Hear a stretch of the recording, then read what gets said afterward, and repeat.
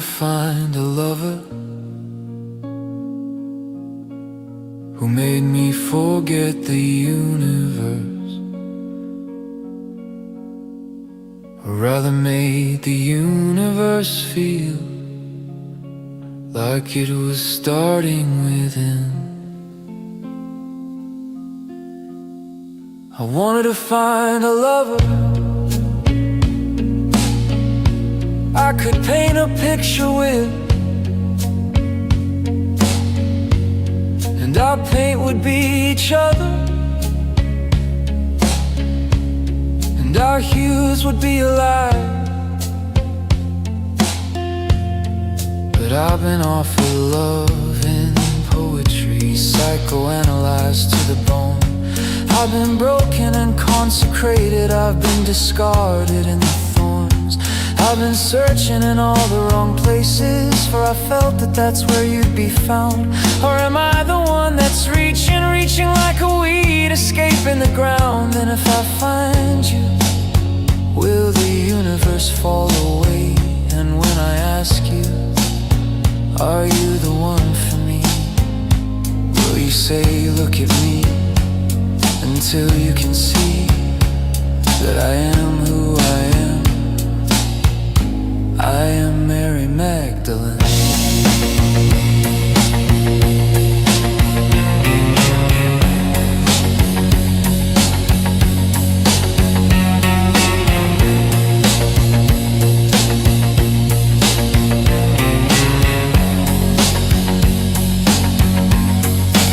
I wanna find a lover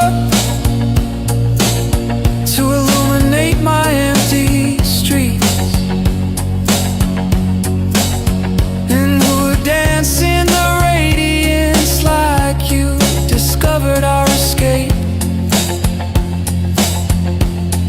I wanna find that lover who is out there looking for me. For surely there has to be,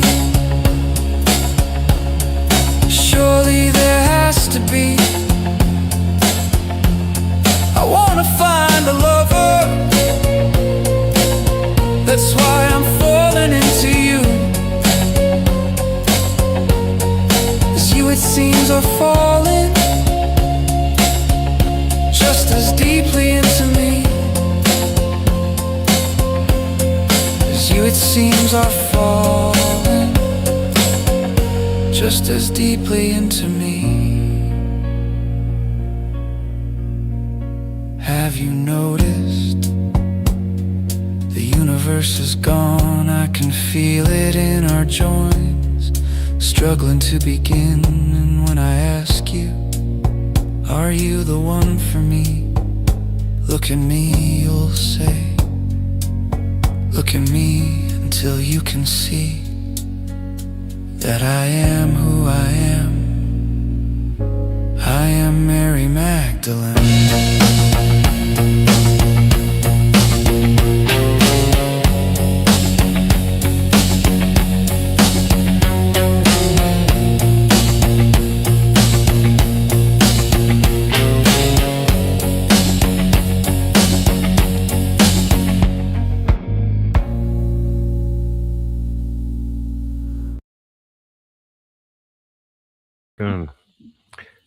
Hey everybody. So we were going to interview Dave Oneegs tonight, but in 45 minutes ago he pulled out, and so which actually is a good thing, because I've been trying to figure out how to get Kelli on, because she's always in the background doing producing, and also to thank you all on behalf of all of us for all the incredible, beautiful messages about our decision to get married.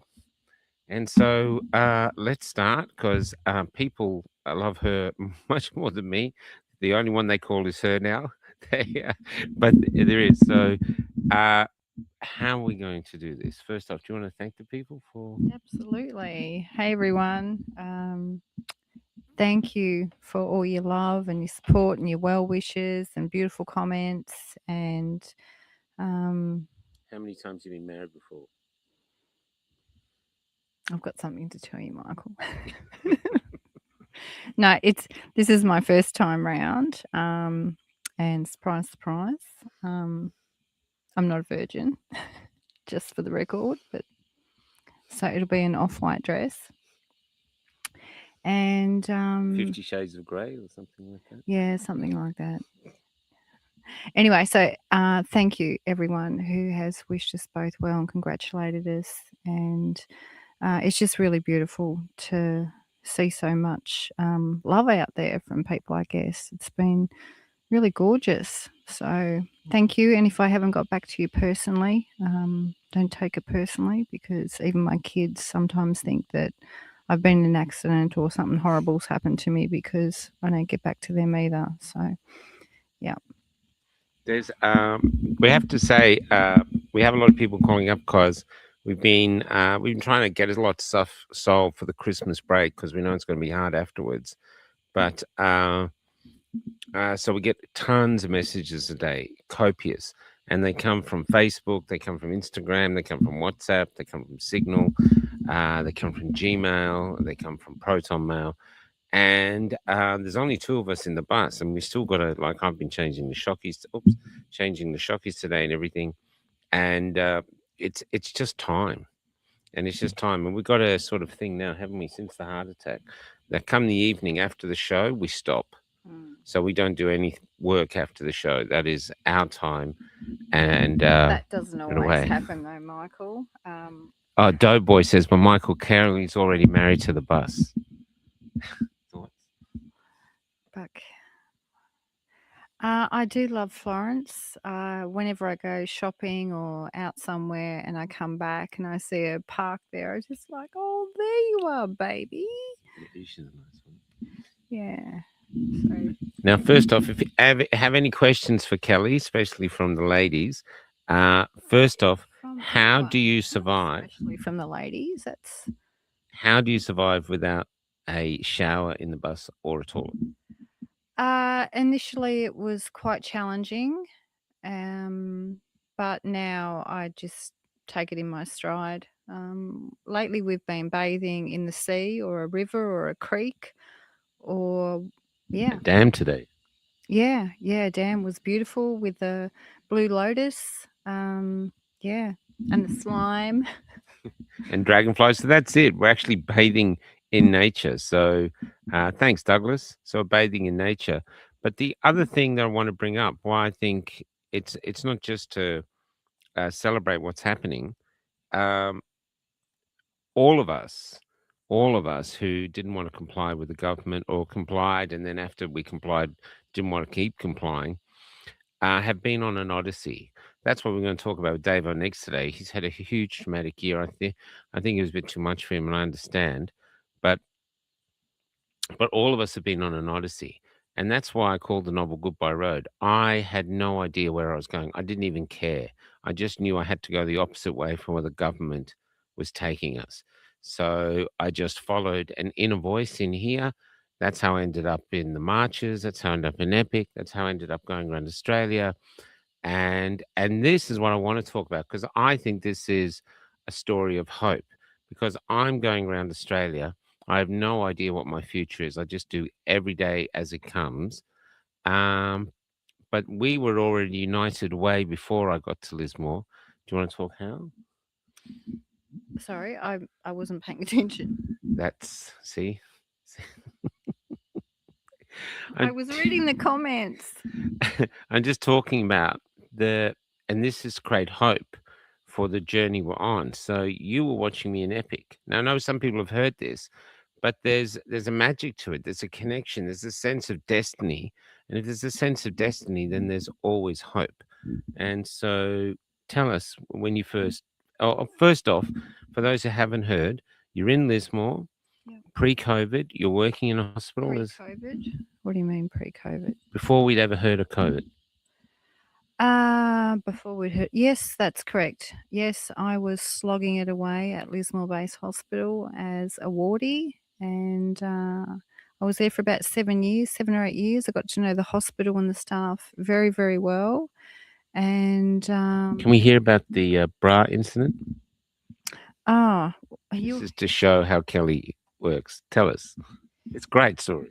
Okay, so when I started at the hospital, I was the only woman in the department of a team full of men who some had been there 20, 30 years, and they were very content with their team, I suppose. And then I got the job at the hospital because I always wanted to work with the dying and the deceased. It was something that had been of interest to me for a long time, and when I saw that in the job description, I just went for it, and I moved from where I was living and relocated about, I don't know, probably about 1,000 k away to go to Lismore.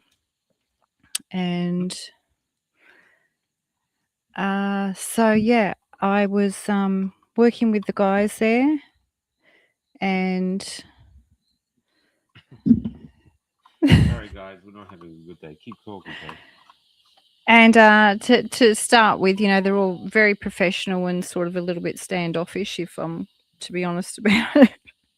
But in the end, we're all quite firm friends, and I had a great working relationship, and the guys taught me a lot of stuff, and I got to see a soft side The of bra them. incident. Okay.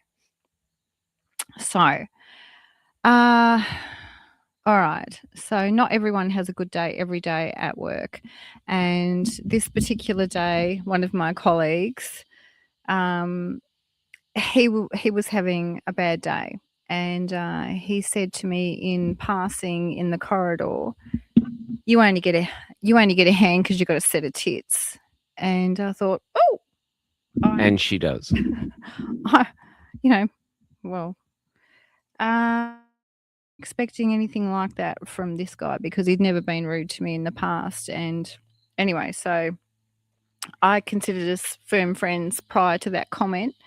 And so the next day I bought in one of my bras and I hung it up in our staff room, and I stuffed it full of tissues.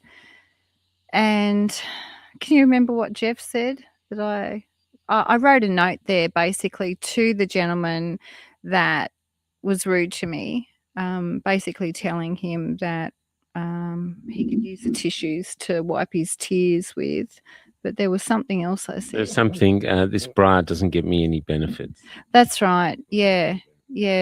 Just basically throwing it back at him, saying, you know, I was born the way that I am, and you know, my tits don't get me anywhere. But anyway. So how did the men relate? How did most of the men react? They thought it was great. They loved it, but they were like tiptoeing around the subject. And then we had one of the union reps come along, and he punched the code into the door, and just stood there in the corridor with his foot holding the door open, and took a photograph of my bra hanging up there, and the note that I must ask Jeff, my good friend, what that note said. Yeah, and it never went any further. No one ever spoke to me formally about it. But after about a month or so of it hanging up there, one of the guys said to me, you know, don't you think it's time, Kel, that you take that down now? Because it was right in your face as soon as you opened up the door. You couldn't avoid it, you know, this. So anyway, I enjoyed working with the guys. So anyway, she's working at the hospital, and like loads of us, you lost your job. And then the funniest thing was, that was the thing, you lost your job. But you had no backup, did you? No family to rely on, anything. You're just on your own.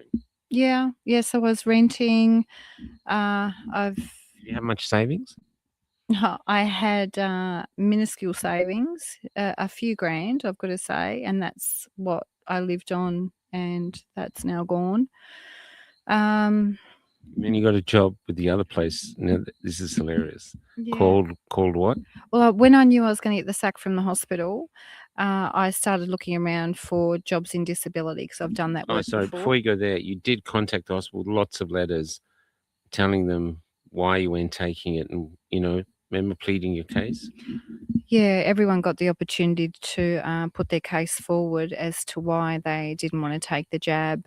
And I'd already worked with COVID positive patients at the hospital. I was the first person to go down and meet the ambos when we had the first ones come in to the base hospital. And I didn't feel any fear at all. Everyone was dressed up in all the garbage bags, basically. And I just felt compassion for these poor people that were being treated like, they were lepers. Anyway, so what was the question? What colour bra was it? Oh, okay. It was red and black. And the black was the lacy part around there. So it was quite a pretty bra. But Now, what was the job? So you basically wrote your letters to them, but they just ignored everything. That's right. Yeah, so I wrote to, the director of the hospital, pled my case, said that I'd worked there for 7 or 8 years, whatever it was. I worked in various departments of the hospital. I basically knew all the staff, and I had a good rapport with all of them. I'd worked double shifts, finishing like at 11 p.m, starting at 7 a.m. I did that regularly. I was a devoted worker. I'd never been in any shit or, apart from the bra incident, but that wasn't really shit. And I love my job. It was pretty much like my family, my social life, my bloody everything. And I didn't see any reason why I should be sacked for taking an experiment. For not taking it. For not taking the experiment, yeah. And when you left, what was that thing that one nurse gave to you?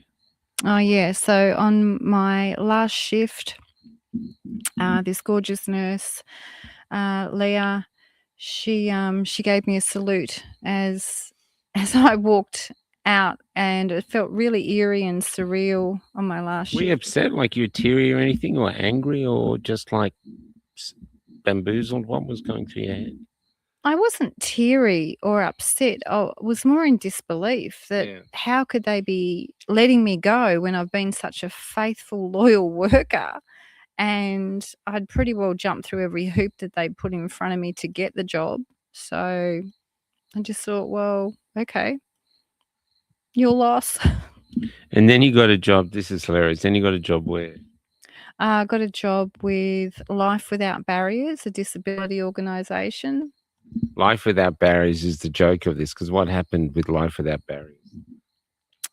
So when you first get a job like that, you go through all this online mandatory training, and I was just sitting there after I'd had the sack from the hospital and going through all this crap, basically, by saying how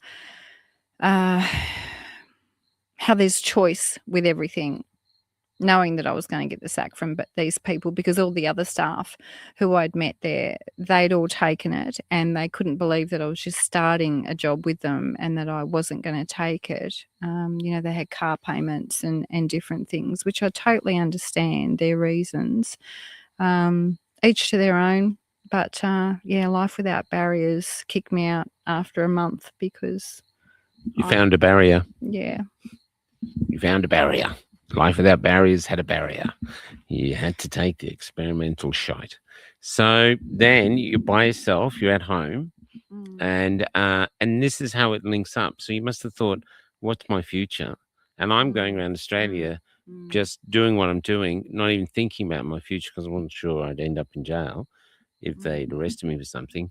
So when did you see me? I'm only saying this not to be an egotist, but it's really a beautiful story. So I'd been, like everyone else, I suppose, on our devices and seeing what was happening in the world. And there were quite a few people out there from around the world, as well as Michael, who were speaking up and calling this shit out. And so I remember seeing you at Epic. And on the camera, on the phone. Yeah. So I didn't go to Epic. I was one of the people that sat on my couch and thought, oh my God, I want to go, but I didn't go. And anyway, so when I saw Michael there interviewing people, g'day, what's your name? Where are you from? What brought you to Canberra? Laughing and smoking and just having a ball. basically full of joy when people all around me where I come from at the hospital and the disability organisation, you know, they're all quite full of fear. The TV was pumping out fear 24/7 basically, and there was Michael and many others who would just, they could see straight through it. And I thought, these are my people. So when Michael, Wendy and Cret came through the Lismore area in early 22, was it? Yeah, that would have been a few months. Did you watch anything else I did in that time, or was it just the one-off? No. I'd seen you. You know, you're one of many though, honey. Yeah, I know. So there's Dave Oneegs, there's all these others. Sam the Weather Girl. I was about 28. But I was the only one that came to Lismore. That's right. And yeah, so I thought when I knew they were coming to Lismore that I was definitely going to go there, pop some money into their pockets for petrol, say thank you for doing what you're doing, because you guys are a lifeline, and kept me sane. Let me know that I wasn't crazy. I wasn't nuts to be thinking that this is bullshit. Yeah. And so we were at Lismore. I think you've probably seen the thing. So we'll move on from there. So that's where we met. We went back there to recently we were in Lismore, and we went back there to propose there. But the first time we had a big argument, we had to leave, we had to come back. So it was the second crack. Yeah, we did have a big argument actually. So the second crack I was right, by the way. So the second crack, we came back and we did it. And that's when we did that post that a lot of people said a lot of beautiful things about. But to me, it gives hope, because if there was no other option open to us than comply with society, then if that was the only route, then there'd be no hope out here for all of us who have not complied. But in actual fact, we are finding ourselves, even talking to Dave Oneegs today, he said he's doing better than he's ever done. But he's still struggling with the loss of his mum. But himself, he's alive, and he keeps fighting. And that's the same with all these people I meet. We're a bit weary. We all seem to have come to the conclusion that we can't wake anyone up. And so now we're here and we're still going forward. And now we're days away from digital ID, which is coming on the 27th, just beyond Christmas. So what are your thoughts on what's happening now with digital ID and everything? Yeah, it's very concerning. I know it's just another way that they're trying to squeeze us, control us. And yeah, I just think it's bullshit that anyone should tell anyone else how to live their life. It's not their business. There's the other thing too. I played some Andrew Brigden today because there's a big protest in England today with all the names that I follow, and a lot of people I've interviewed on there saying that if you have digital ID, that's it. If you say yes to digital ID, you will never be able to say no to anything else the government does, because it's actually the social credit score system. That's not something else they have to set up. It's there. Now, for some good news, before we go and talk about the future, for some good news, Tom Vogel got kicked off Facebook, and he had to do verify himself with a video of his face to get back on. And he had to do, show his face like this, make a 30-second video and put it in. And then he'd heard from his kids that the way the under 16s were getting past this digital ID facial recognition is and this is true, they were putting up Albanese's face. I'll see if I've got a picture of it, because I did get it down. Let's just see if I've got it.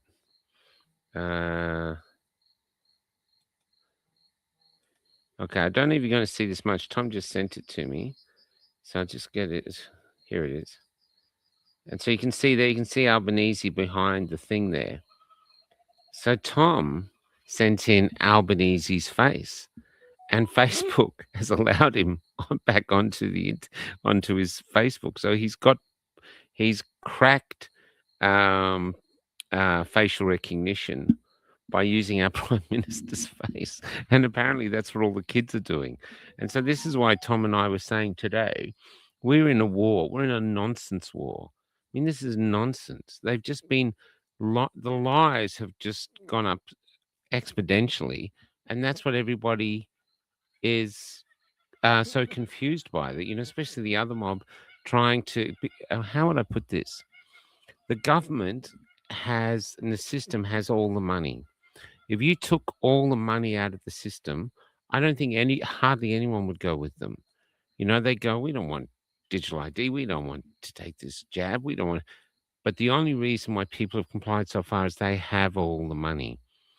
But now, and so we've called it a nonsense war, and people have gone along with the nonsense because of that, and that includes climate change, that includes drag queens teaching our kids, that includes some woman just got fined $100,000 for saying that the soccer team with men playing as women, that she called them men. Now she's been fined $100,000.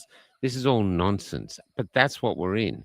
And our community is a community that's decided to hold on to common sense. So we're holding on to absolute common sense.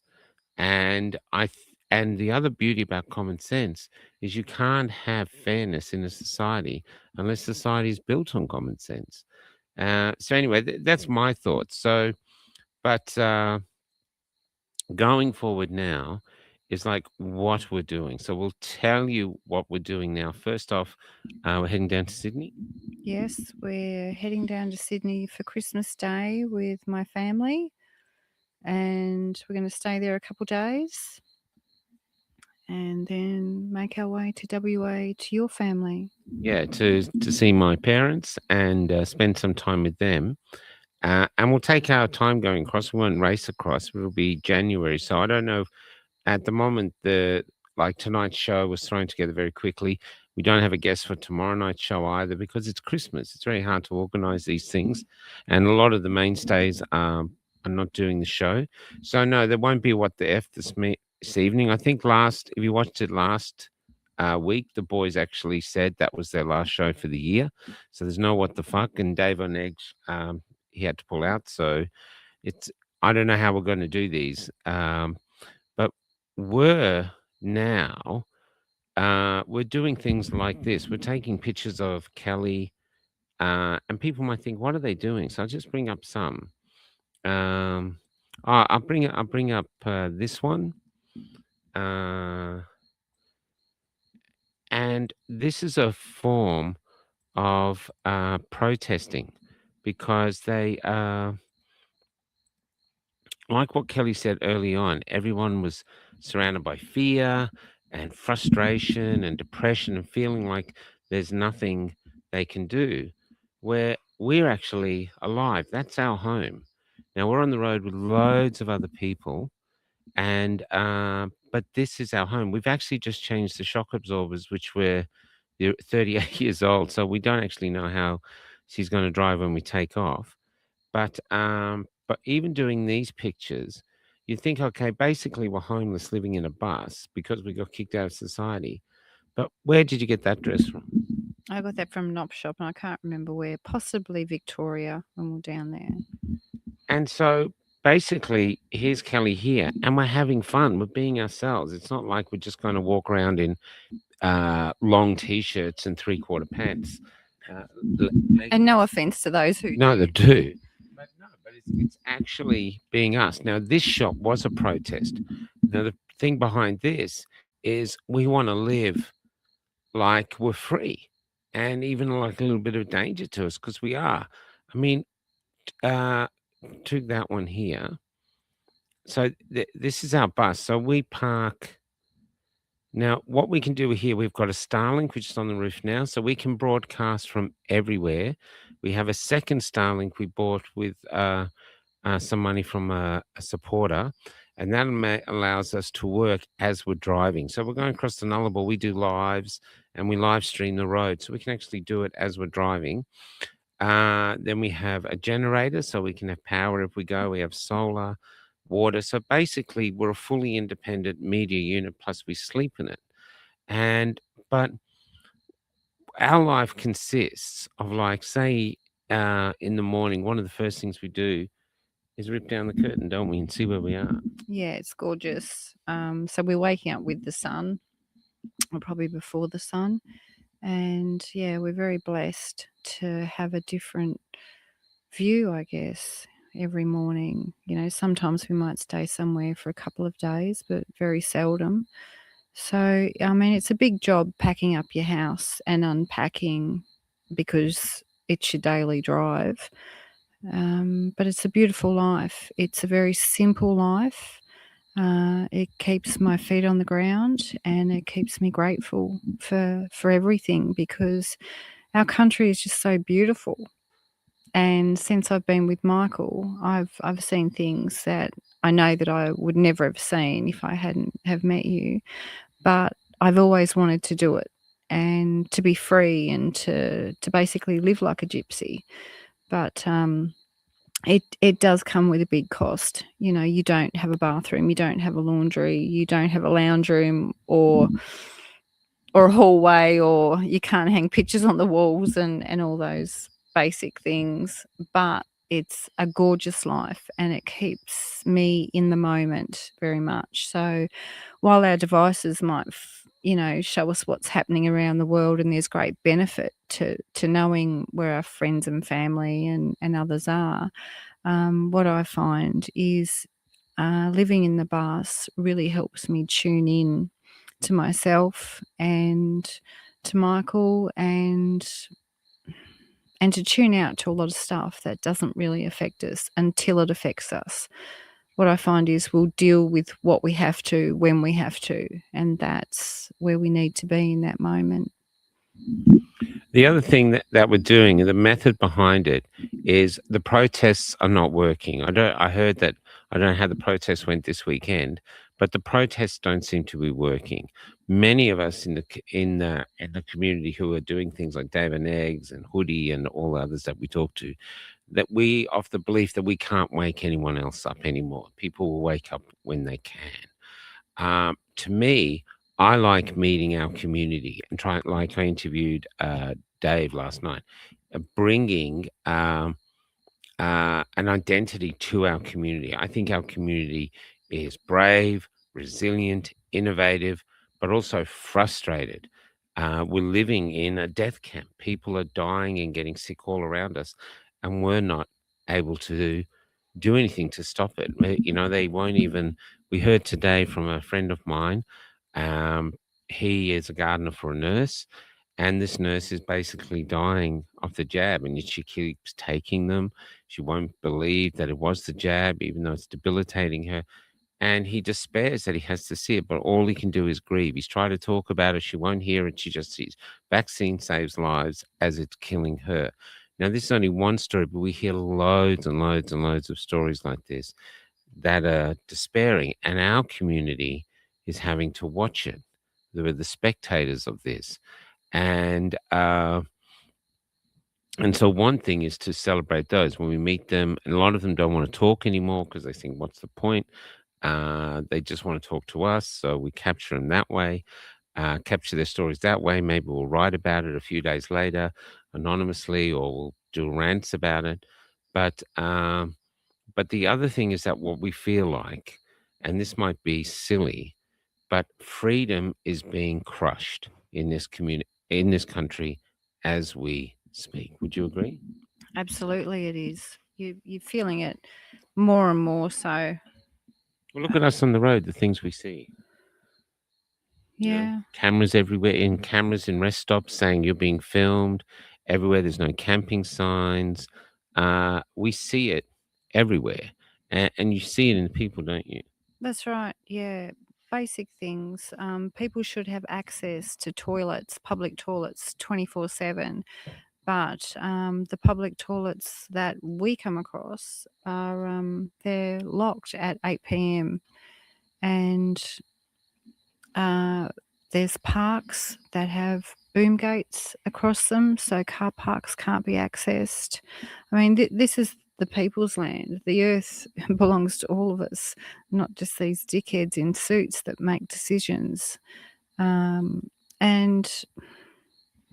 Anyway, so what we feel like, or what the thing is that we, as long as we can keep this bus on the road and going, and it says free speech defense, and eventually I think they'll either, who knows what will happen. I think I'll probably get arrested if they bring these new laws in, like in England. So I'll probably end up in the jail, maybe even this year if they bring him in.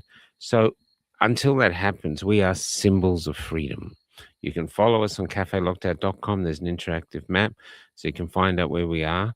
But we just are symbols of freedom. I see Australia as like a budgie cage surrounded by beautiful forests and all this land where the budgies could fly.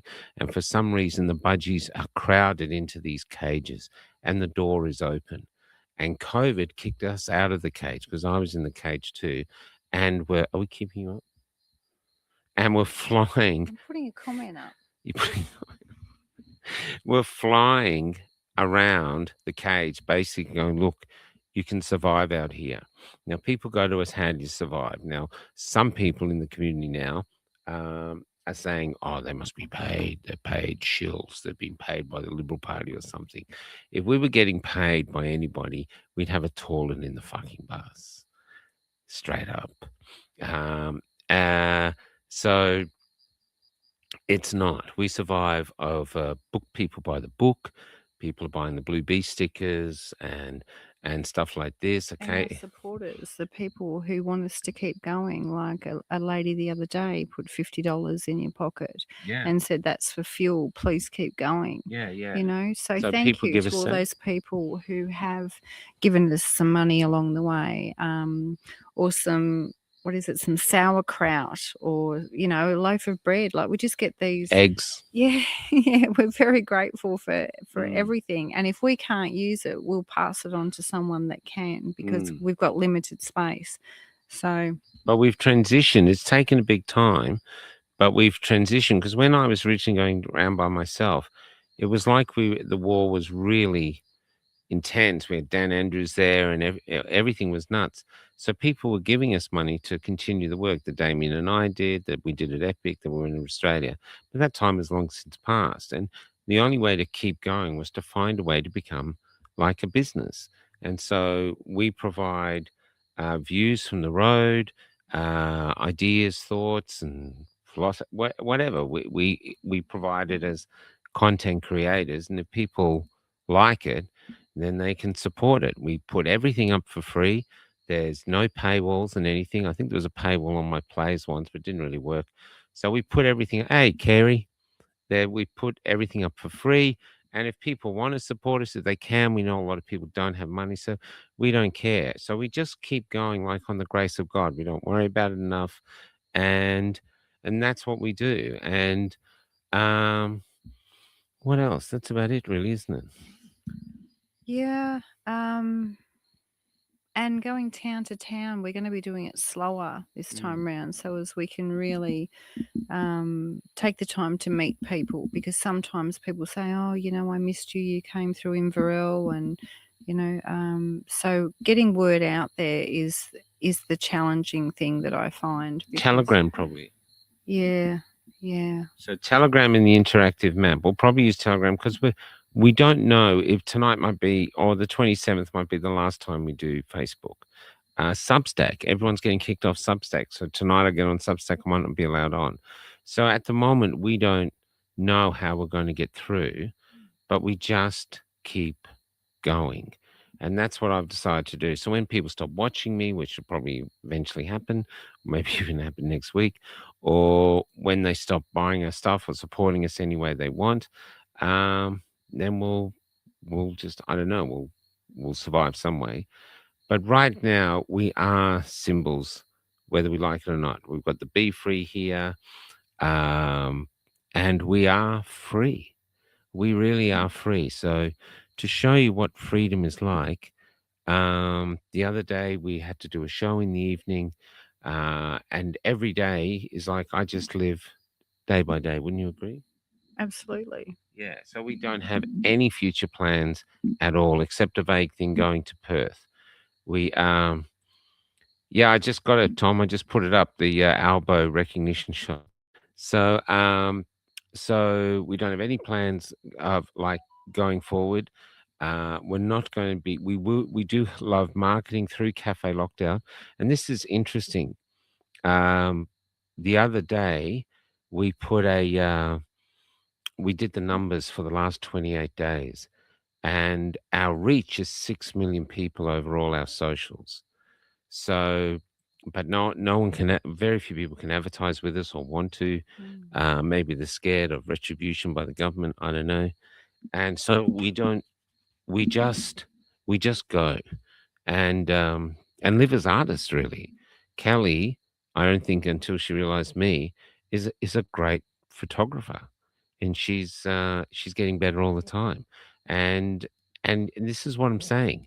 If you leave the safety of your cage, you don't know, even in your mature age, what you're capable of.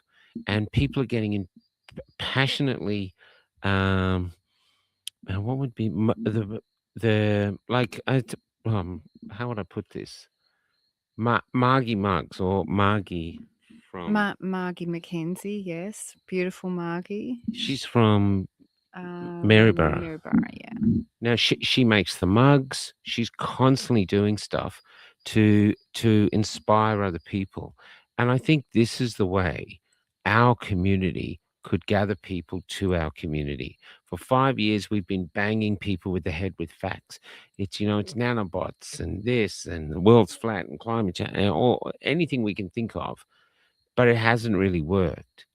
But what we have is what we had at Epic. We had each other. That's where you watched it. You saw the joy. That wasn't just my joy. The whole community in Epic was joyous. It was beautiful. I was just one of the people recording it. I think we've been given an obligation or a responsibility by whoever called us to Epic, and we were called to sell that joy of being alive, that joy of being a human. So we're not on holiday. Don't think, oh, we're on holiday, for instance, going to go back and find an office and sit down and do something. This is our lives. And as long as we can continue to stay out here, we're a form of defiance. Because this bus, no computers in it. As far as I know, no computers except our laptops. There's no computers in it, meaning they can't just flick a switch and shut it down. So as long as we can keep diesel in it, we can keep it going. And when we turn up in a town, she's covered in all these images. People don't know what to do with it. They sit there going, like this. But others come up and embrace us. And then the others who are looking at us are going, what is this? Why are these people embracing them? Aren't they those people? You know what I mean? And I think this, look, I don't know if I'm just talking shit, but this is my feeling going forward of what we do. So we live very, very frugally. We mostly cook our own food. About a few times a week, we go to a cafe for breakfast. Not very much because it's expensive and Yeah. it's poor quality. It's not made with love. But we've got limited space, and sometimes we don't get to the shops, and we get to a point where we're hungry, we're tired, we need a shower, and it's just like, bugger it, let's just go to a cafe. But The showers is interesting. We shower in gyms, Anytime Fitness. We shower in gyms, so we can have membership for that. we have a gym membership, but we do just shower at gyms, unfortunately. So we walk in like we're going to do a workout, then we just have a shower and piss off. Yeah, that's something that I'd love for us to tweak and just go on the treadmill for maybe 20 minutes even before our shower. But often there's just so much work waiting, and with it just being us two. I also want to say we are on no government benefits at all. Nothing. There's So no. thank you to everyone who supports us Yeah. and helps us to continue doing the work that we do. And I think if we get government benefits, we'll quit because we'll be, it'll be, we'll be hypocrites. So we survive on our wits. We survive. Oh, hey, Adrian, how you going? we go without. We go without. But we both need to see a dentist. We both needed to see a dentist for a good. It'd have to be a year and a half for me that I've needed to see a dentist, and I know Michael needs to see one. But all of us are going without things as well that we need. It's not just us, and I'm not just having a whinge, but it's I don't know. We're at war as well. You know, we often forget just because it's like a passive war and we're slowly being squeezed. It doesn't mean that it's not really happening, and it is. It's draconian and it's tyranny and it's here. that's On right. 27th of December, it's coming in. It might not have felt that much with the last one with the under 16-year-olds, but it's coming in, and they're going to have a crack at trying it. Whether they pull it off, I don't know. And all we can do is watch and see whether all of Australians just give in and go, oh, I can't be bothered. Yeah, whatever, do facial recognition because I got to get on Facebook because I got to watch my funny cat videos, or whether finally they're going to go, no, you're not doing to this. We can see what you're doing. We're not. And I see a lot of stuff on my socials of people standing up and talking, people I've never seen before. But maybe that's the algorithm is sending it to me. Yeah, Donna here, she's the same. No government benefits. She really does the tough mantra moments, and I love how she keeps fighting. But this is it. This is how we're doing it. So I don't know what to say. I'd love to say I've got a big plan of how we're going to take over the country, or we've got an alternative thing to find out. We don't know. What we do know, though, and what I've learned in the last few years, is your country is extraordinary. The beauty of your country, and not just the great landscapes. It's the tiny little flowers, the unique little insects that are biting Kelly at the moment. Yeah. You know, the characters. We're seeing a lot of Australian flags flying everywhere, aren't we? Yeah, a lot of us. I love it. Love seeing the Aussie flags. I did think I'd be able to take a photo of all of them along the road, but there's just been too many, and can't really juggle the camera while I'm driving. But anyway, yeah, I've noticed more Aussie flags than any other time that we've been on the road. So a lot of people are aware out there, and it gives me a lot of hope whenever I see someone flying the flag, regardless of what flag they want to fly. That's up to them. But yeah.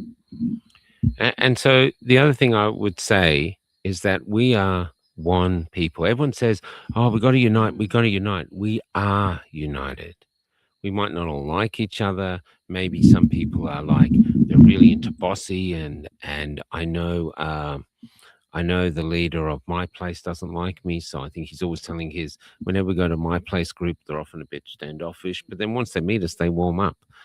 We are not doing what people maybe want us to do. I don't know, maybe I'm supposed to set up a group or look this way or not smoke dope or not do this. I'm being free by being 100% myself. Even though I love being a part of Cafe Lockdown, I don't actually give much of a fuck what everybody thinks of me. I'm free. And that is my protest.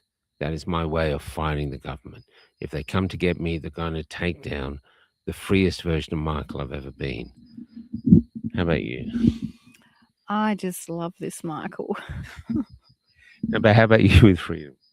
Me with freedom? Yeah. What, were you listening? No, I wasn't really listening. I was reading the comments, but I heard you say something about this, Michael. Have you ever been freer in your life? Probably when I was a kid. But yeah, my adult self. No, I always knew that there was something up, something stunk. The system, it didn't feel right. It always felt oppressive, and I used to think, well, what right have others got to tell me how to live my life? It just didn't make sense to me. And so now that I've found my voice and found my man, I feel and your boss, yeah, my Florence.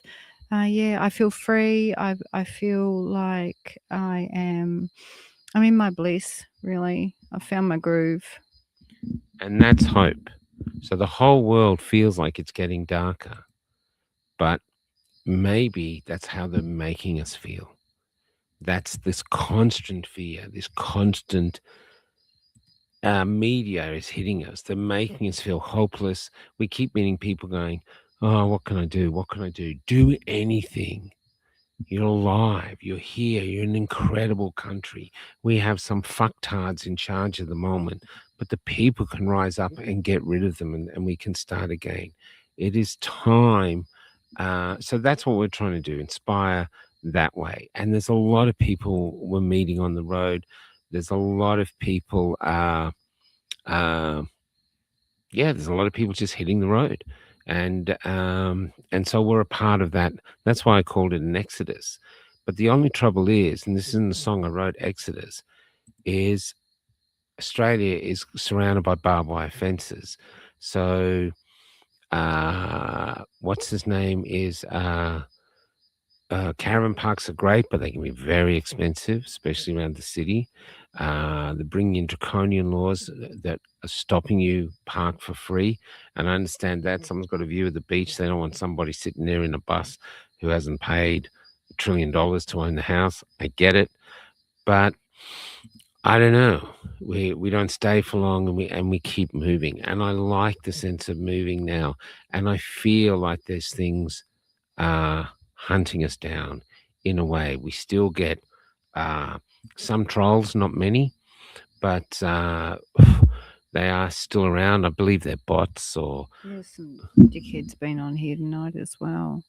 and if they're not bots, I just feel for them. I really pity them because they're so pathetic. All they ever have is dirty words or calling us names. They actually have never ever have, or are they incapable of having a conversation? I saw this in the hospital when I was sick with the heart, and I have to say, thank you for being there constantly. You're You welcome. saved my I life. love that hospital food. That's the other Those thing beef too. Sandwiches rule. So this is going apart. I'm a part of something beautiful now. So she was watching me in Epic, and on her list of top 100 podcasters, I was like 97 or something. But I turned up in Lismore.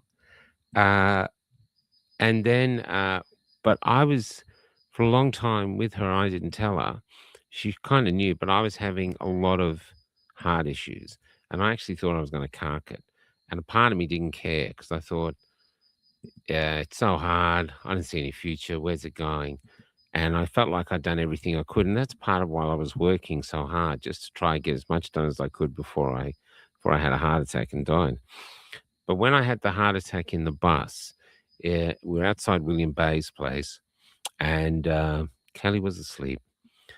We'd been to a political rally with Malcolm Roberts and Jared Rennick and all these others, and I was in pain. Even Tricky said to me, "You look really tired."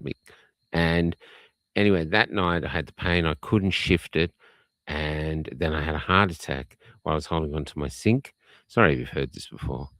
And then the heart attack passed. I thought I was going to die, but it passed, and I was still standing. And I looked down, and Kelly was asleep. And I decided, because that no matter what I'd lost, that I was going to continue. I was going to continue with Kelly. And so I feel like I've been sent, Kelly. I really do. I feel like I've been sent, Kelly, to help us continue on this journey, whatever it is, whatever good we're doing. We're hoping doing some good as we're going further. And I just want to document as much as I can in other essays, interviews, rants, and stuff, what is happening to our beautiful country and our incredible culture that has been.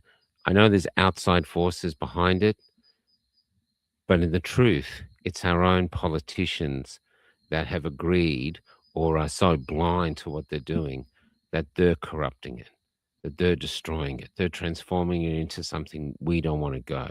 And I think if you sat down with most people and said, do you really want to go to digital ID and a social credit score system and have cameras in your face constantly and having the government knowing exactly what you're doing at any time?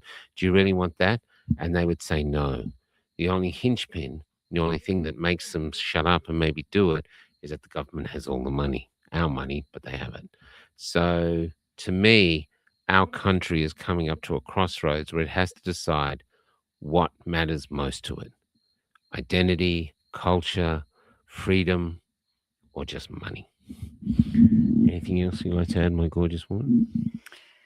Yeah, just keep being yourself, live your life.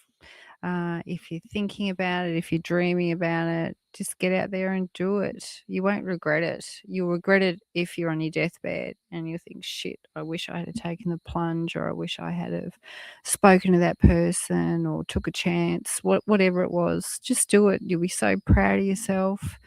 And that's Look what, at us, we found a way. yeah, I filled the bus full of diesel. We got it bogged up to the axles. petrol. But With anyway, petrol, bogged up to the axles. We yeah. had a bloody great snake under the bus. Tons of stuff has happened to us, like the tech gear stuff's up all the time. Starlink, there's just so many things that go wrong, but there's so many things that go right as well, and that feel right, and it's just beautiful, and I'm so grateful for our lives. We haven't set a date for the wedding yet, or a place. We will get onto that, and but really, I really felt when I was asking Kelly to marry me that we literally are proof that this road we're on, where we got discarded, I call it goodbye road, whatever it is, what we are is proof that there is destinies and fate out here waiting for us. Well, I've survived now, since I was cancelled as a playwright. I've survived now for 5 years. This will be my 6th year surviving, being a content creator, or basically this is it. And what I'm interested in as we're going forward, if you're setting up a business, if you're doing anything, selling honey or anything you want to do, or any way that your life has transformed for the better since you were kicked out of society, and you want to celebrate that, let's talk, let's get you on. I think it's time. That's why we're trying to capture the music, the literature. If you maybe you want to write a novel or write anything, it's time for us to use art to cement our identity. And it's a music, poetry, literature, anything like that, are ways that we can leave something in the past that says we were here and we fought and we did not want to give up our freedoms. Whether we succeed or not, I don't know. I feel we will now, because I feel that that their fear is losing its grip, and that common sense is finally coming up, and people are going, well, that's bullshit, and that's bullshit. And I think that could be the turning point, and maybe we'll end up in a country that was even better than the one we had before COVID. I also want to say I'm in love with Kelly, and I'm deeply in love with her, and I feel really blessed for the life I have, and I feel really blessed for what I do, and I would not have reached this unless I went through the fear of not complying with the government and heading off down a road that had nothing waiting for me. I couldn't get a job. I couldn't go to cafes. I couldn't go anywhere. But something inside of me said, don't give in. Go, just keep going. And that's what I did. I followed a voice of something. Some people say it's God, whatever. I do think it is. And I followed a good source. And now I'm here. And so COVID has been a blessing to me, because I think I'm a part of the exodus that is people all over Australia, maybe all over the world, waking up and going, we don't want your tyranny. We don't want your cameras. We don't want your digital ID. We're going to try find another country. We might not have a map. We might not know where we're going, but we know we're on the right path. And finding each other and being as nurturing to each other as this is like a signpost that says, you're on the right path. Don't go back. Keep going forward. Well said, Mr. Griffith. Oh, that's what I do. But it's true. It's true. It's very easy to do this stuff because it's true. Yeah.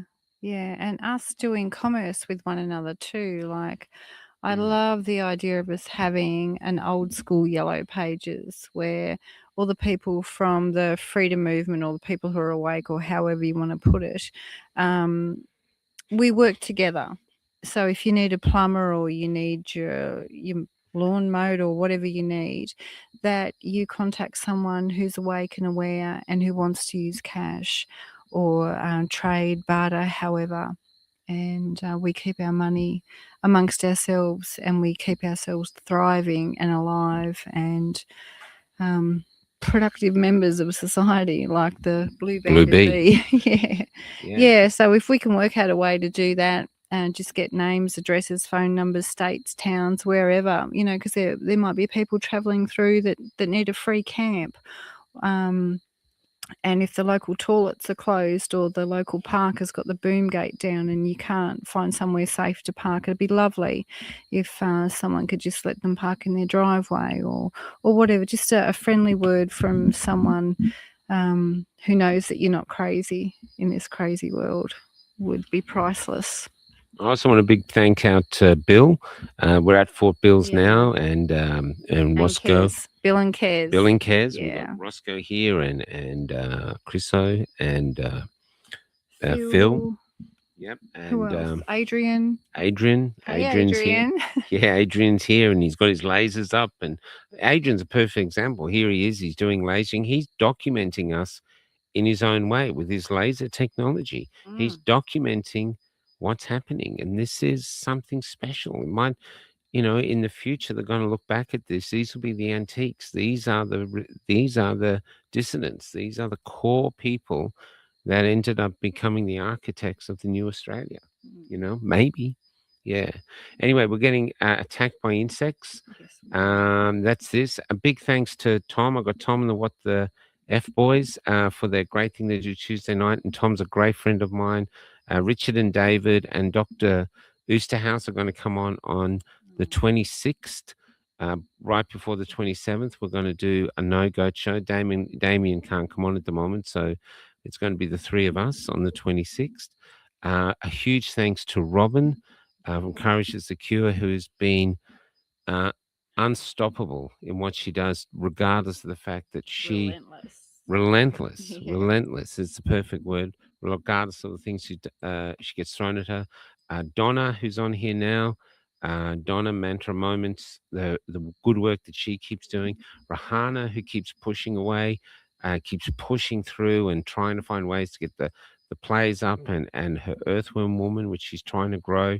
Who else is there? There's so many to thank. Oh, Lee, who comes on from Darwin, who comes on with ideas on how to save us. This gorgeous man. Lindsay, who's gives us every 2 weeks, comes on, and we have a chat about the philosophy of our times. I think he's incredible, and we just keep meeting so many incredible people. George, George, George Keswick, who does this great Friday night show now, and now he's doing albums, and he's written a book. George Keswick, Rosemary Marshall, Dr. Oosterhouse, who's just Paul. Who doesn't love Paul? Like, seriously. Yeah, and he's single, girls. He's single. He's tall. He's good looking. He's a doctor. Come there on. There are lots of single men and women in the movement, and we have discussed doing like a perfect match show or a single show or something like that, because we meet all these beautiful people along the way, and I think to myself, oh, John would be great with Mary, and if I could just hook those two up, so I don't know if we have singles come on, say you have 3 single men on one night, and the ladies out there in the audience, they could, auction them off. Yeah, something like that.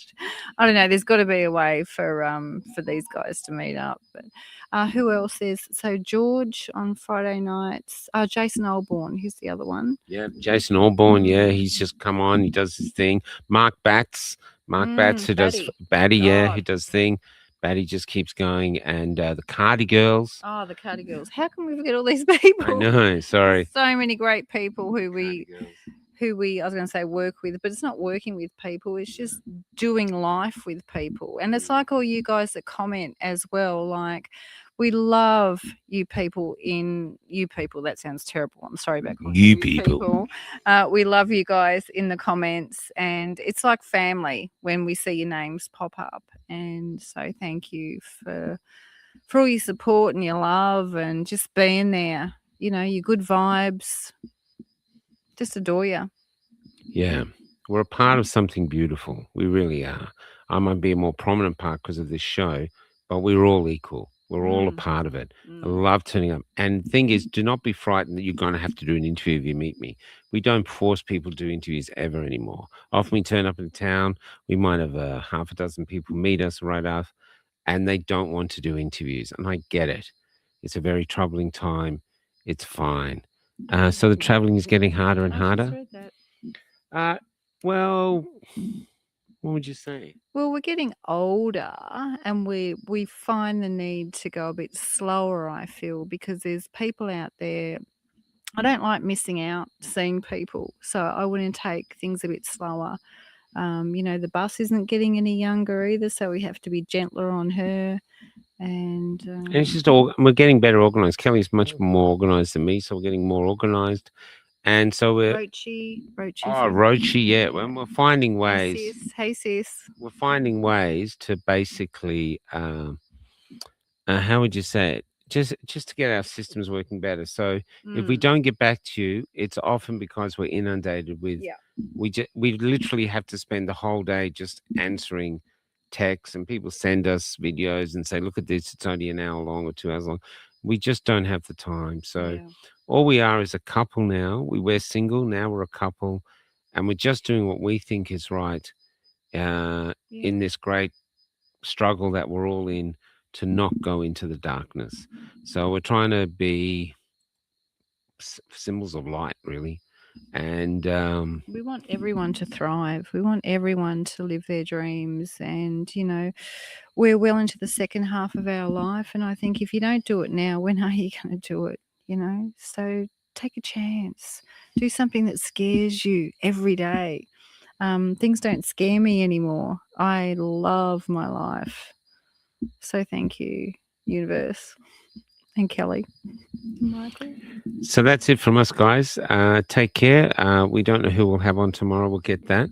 I've written a song. It's going to be this is an old song I haven't played for a while, but this is it. This is it's the woman's called Martine, but the AI voice says Martin, but it's not a gay song. So we're trying to find a name to change it. I think it's Justine or something. But this is about. I wrote this before COVID for another project, but this is us now. Most people watching here, apart from the trolls, we are on Goodbye Road, meaning we don't want to go the way society's going, and at the moment we don't have another destination to head to. So we're just searching. But what we did find, and what we found initially on Goodbye Road, and what we should always remember, even if you don't like someone, all of us in the movement have earned our stripes. We don't have to prove our courage to anyone anymore, especially each other. So if you don't like them, it's still offering them the respect that these are warriors. Give them a warrior's respect, regardless how they feel about you. But what I'm saying is we are the orphans of Goodbye Road. And what we found first up, which saved most of us, is we found each other. And that's another thing of going out and constantly meeting people from our community. We are worthy. It's time to be proud of who we are proud of how we withstood this, proud of all our failures, because we tried everything, and then eventually things will turn around and we'll start having success and more successes. It's coming because we're not quitting. And so we just have to keep going. So yeah, I'm just ranting now. So to me, the future is a possibility of something good. I can see a light in the distance. I'm just not sure of its direction. But what I do know is wherever you get all of us together, even in small groups, we glow, and we're a worthy glow. And it's time to be proud of ourselves. And it's time to actually, if nothing else, be that, to celebrate who we are and what we've achieved, and the fact that we haven't been crushed. even if they might be coming to try crush us again, which they won't be able to do. Even if they throw us in jail, they're not going to be able to do it. They're not going to have a jail's big enough. Anyway, I'll see you all then. I'm going to hand it over to my lovely woman to take us out, and you're going to say some great, powerful speech to inspire the nation. Which you've already done, Mr. Griffith. No, I just did the prologue. He's just taking the piss right now. Yeah. So if you had an order, I just wanted to say, guys, if you've had an order and we haven't got back to you, or you're missing your order or anything, please just get in touch with us. We're transitioning from Gmail over to Proton now. So are we able to get everyone's on our mailing list? Yeah, we're working with Kevin too. So we'll try to get because our mailing list is Substack. But of course, now we might not be able to get on Substack, so we're going to have to move to a secondary mailing list that we will try to do there. So, Teresa, I'm single. I love Dr. Paul. There's been quite a few women on there saying they I love Dr. bet. Paul and they're single. Yeah. And thanks to Margie for our mugs too. The drinks have gone cold, but these were the surprise mugs that Margie sent us. Yeah, when you put hot water in, an image appears. Yeah. Yeah. So it's she's gorgeous. Yeah.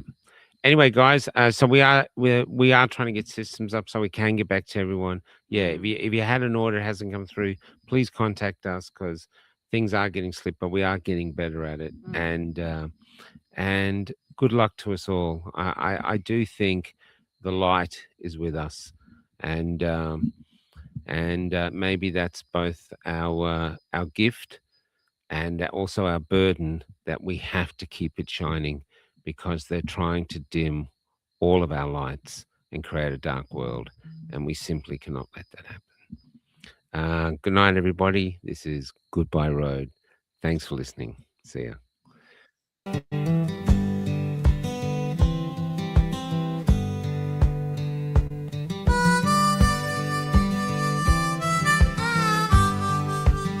Martin was a nurse with dark clouds in her face that would weep for no reason down Goodbye Road.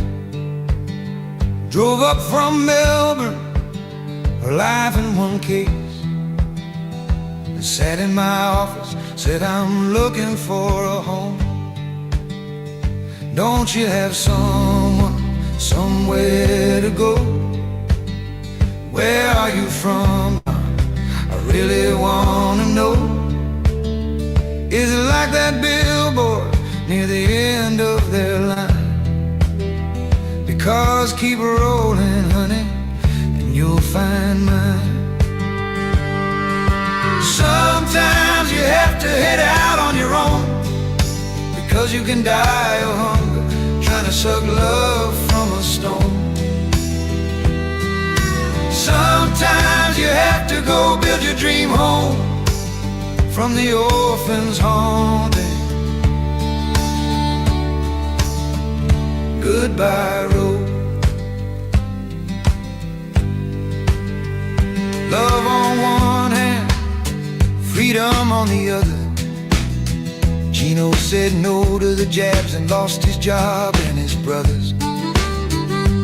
He found Martin in a stand in the park, where after buying her a coffee, he asked as she stirred, don't you have someone, somewhere to go?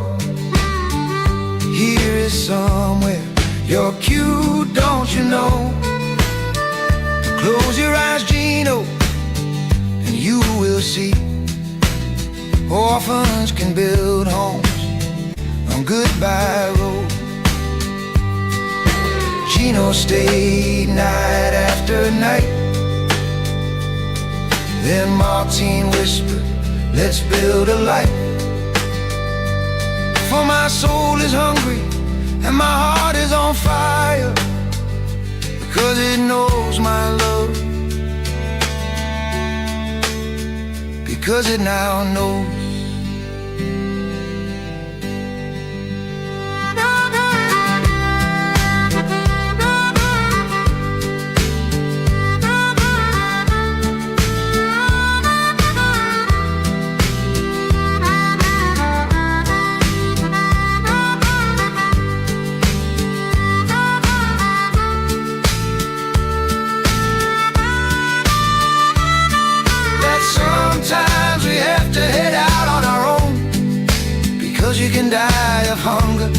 suck love from a stone. Sometimes we have to go build our dream homes with the orphans haunting. Goodbye